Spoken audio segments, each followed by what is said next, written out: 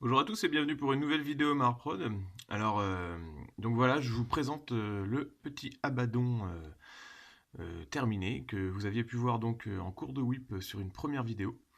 Donc là, j'ai terminé tout ce que j'avais à faire sur cette figurine. En fait, au tout début du whip, du travail en cours, on va dire, pour parler français, j'étais pas tout à fait sûr de faire les épaulières. Et puis au fur et à mesure de l'avancée du travail, je me suis dit non, je peux pas ne pas les faire parce qu'en fait, Abaddon c'est quand même un personnage qui est très très sourcé. Et donc du coup, au niveau de toutes les illustrations qu'on a de lui, même s'il y a certains petits détails qui changent au niveau de leur rendu, c'est quand même toujours les mêmes. Et il a des épaulières rondes, caractéristiques des Space Marines, des Terminators. Et je pouvais pas ne pas lui faire ça, même si son armure est très baroque et que c'est une sorte de vieille armure Terminator plus ou moins 30K, et bah sur la figurine de base, donc Horus, qui a des espèces de spalières à la romaine, donc à plusieurs étages là. Donc j'ai dû donc tailler un peu dans le gras de la figurine pour refaire ces épaulières là, que j'ai fait donc. En fait, j'ai moulé une. J'ai pas moulé une épaulière, mais j'ai moulé une. Comment expliquer ça? J'ai collé un bout de pâte sur l'épaule, que j'ai ensuite décollé, ce qui m'a permis d'avoir une sorte d'empreinte avec toute la découpe. Et ensuite, j'ai collé des bords, et j'ai retaillé bien sûr le volume de l'épaulière.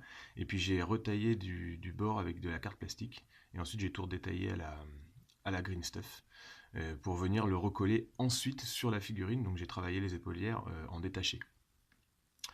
Qu'est-ce que j'ai fini par rapport à ce que je n'avais pas fait sur le web? Donc déjà, bon, bah, vous avez vu le gros socle scénique en mode comme chez les grandes chez Forge World, hein, donc c'est un socle qui se détache avec un insert, donc le décor principal, et puis le socle d'à côté, qui lui est par contre plus à taille de jeu, on va dire, si on voulait le jouer, et puis qui permet de s'emboîter directement avec un système de petits détrompeurs.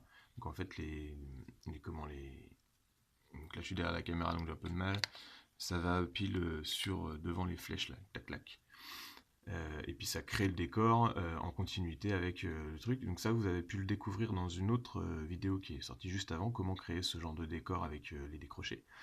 Ensuite, je me suis remis sur l'armure, donc le plastron principal du torse, où j'ai refait des petits câblages comme ça avec le tube tool bien connu, parce que bah, ils sont caractéristiques de l'armure, même si l'armure est très décorée avec des espèces de petites enluminures, des symboles chaotiques et tout.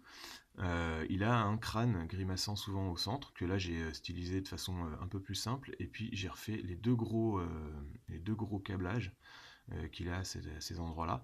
J'ai affiné la chevelure, puisque la première base servait bah, justement de base, donc c'était juste une masse avec certes quelques poils de dessiné, mais pas assez fins, qui était donc en séchage lors de la première vidéo, et qu'il fallait ensuite que je reprenne pour affiner. J'ai fait un gros symbole chaotique ici, et puis après le reste c'était du détaillage avec des petits câbles, des chaînes un peu partout, et puis le gros travail de socle.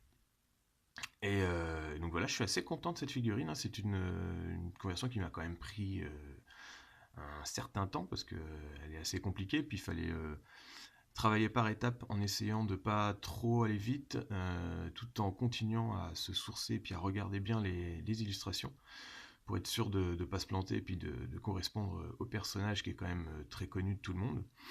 Et surtout, c'est une conversion que j'avais oubliée dans un coin, comme de nombreux projets où on commence des trucs, des fois on est un peu rapide, pouf, on passe sur autre chose, et puis on oublie un peu ce projet-là. Et celui-là, il me tenait à cœur, mais je sais pas pourquoi je l'avais laissé de côté un temps, et là, c'est plutôt en fait, les rumeurs persistantes de la ressortie d'Abaddon qui me... En fait, je me suis dit, bon, bah, il faut que je le termine, parce que si jamais il ressort, bah, je suis comme tout le monde, hein, les figurines qui sortent des Games Workshop, je suis loin d'avoir le niveau, hein, ça j'en suis bien conscient. Et du coup, si elle sort, bah, je serais complètement démotivé et j'aurais pas du tout envie de la refaire. Donc je voulais absolument la sortir avant, et puis surtout que ne pas avoir vu la figurine faite, éventuellement refaite, pour ne pas m'en inspirer. Donc du coup, faire quelque chose de bien personnel.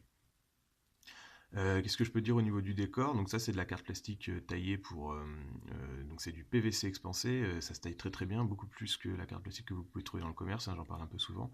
J'ai refait des rivets carrés ensuite pour aller dessus, comme si c'était une sorte de décor chaotique. qui serait tombé, abîmé, on ne sait pas trop, ou alors qui éventuellement, si on était vraiment vraiment très très dans un univers très magique, qui pousserait avec les avancées d'Abaddon, et qui du coup écrase un aigle impérial cassé, que j'ai remoulé sur les décors, les espèces de dog tags qui étaient vendus par Games Workshop en même temps que quand vous achetiez des mallettes. Là, vous mettez votre petite adresse avec votre nom, donc il y a il y a une Aquila impériale derrière que j'ai remoulé assez rapidement à l'instant mode et que j'ai refait en résine verte avant de la briser sur le socle.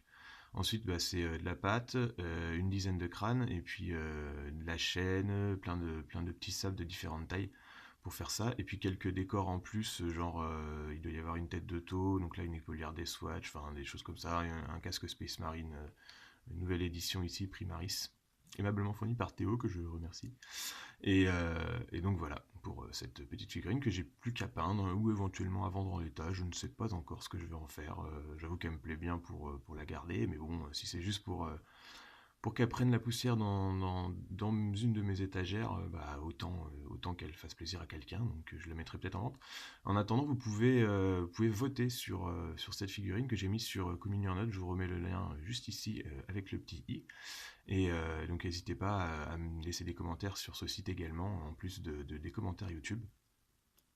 Et puis en tout cas, merci de me suivre, n'hésitez pas à vous abonner hein, pour que la chaîne continue à avancer, puis que moi je continue à me motiver.